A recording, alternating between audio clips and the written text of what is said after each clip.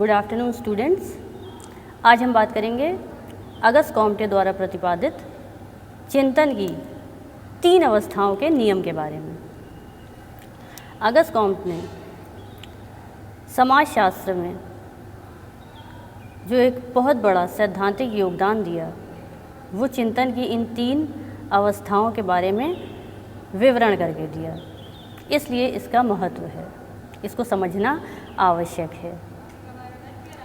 अगस्त Comte ने बताया कि जिस तरह से सामाजिक चिंतन की अवस्थाओं में प्रोग्रेस हुआ, वो मानव के मस्तिष्क के प्रोग्रेस से रिलेटेड है। मतलब जिस तरह से ह्यूमन ब्रेन डेवलप होता गया, वैसे वैसे सामाजिक चिंतन की अवस्थाएं बदलती गईं, परिवर्तित होती गईं। तो सामाजिक चिंतन की 3 अवस्थाएं अगस्त कॉम्ट ने हमें बताई। पहली है धार्मिक अवस्था। ये वो अवस्था है जब समाज के बारे में कोई बात करी जाती थी या समाज में किसी तरह की अगर कोई भी घटना घटती थी तो उसको अलौकिक शक्ति से जोड़ दिया जाता था। हर घटना का विवरण धर्म के आधार पर किया जाता था, क्योंकि उस समय धर्म का बहुत बोलबाला था समाज में, और धर्म के आधार पर ही समाज में कई सारे नियम और कानून स्थापित थे। उसी के आधार पर समाज चलता था। चिंतन की दूसरी अवस्था आती है तार्किक अवस्था। तार्किक मतलब लॉजिकल। जैसे जैसे ह्यूमन ब्रेन डेवलप हुआ, इंसान को समझ आने लगी, तो उसको इस बात का अंदाज़ा होने लगा कि हर बात को, हर सामाजिक घटना को धर्म से नहीं जोड़ा जा सकता, क्योंकि धर्म के आधार पर समाज में बहुत सारी ऐसी व्यवस्थाएं उस वक्त लागू थी जो कि मानव जीवन के लिए हानिकारक भी थी।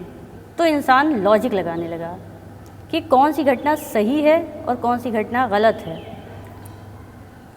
तर्क, लॉजिक के आधार पर जब समाज का चित्रण किया जाने लगा, केवल धर्म को ही सर्वोपरि न मानकर तर्क भी इस्तेमाल किया जाने लगा, तो ये चिंतन की दूसरी अवस्था थी जो कि तार्किक अवस्था कहलाई। अब आती है चिंतन की तीसरी अवस्था, जिसे कि वैज्ञानिक अवस्था कहा जाता है। ये अवस्था अगस्त कॉम्टे ने बताई समाजशास्त्र का निर्माण करके।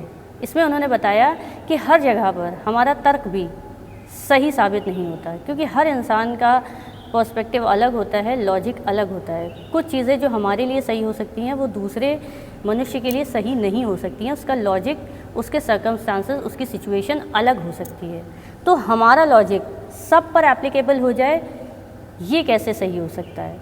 तो ऐसे में ज़रूरत थी कि इस तरह से समाज का अध्ययन करा जाए, चित्रण किया जाए, जिसमें न तर्क लगाया जाए न ही धर्म के आधार पर करा जाए, बल्कि जो जैसा है, जैसा दिख रहा है, उस आधार पर समाज की घटनाओं के बारे में बताया जाए, ताकि आने वाली समस्याओं से या समाज में व्याप्त समस्याओं का समाधान ढूंढने में आसानी हो, और जो भी समाधान बताया जाए उससे सभी मोस्टली एग्री करते हों।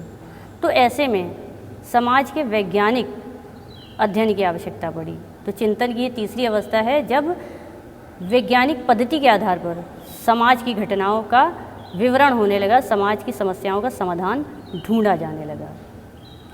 तो ये 3 चिंतन की अवस्थाएं हैं, इनको आप ध्यान रखें। यह आपके एग्ज़ाम में शॉर्ट आंसर में आता है।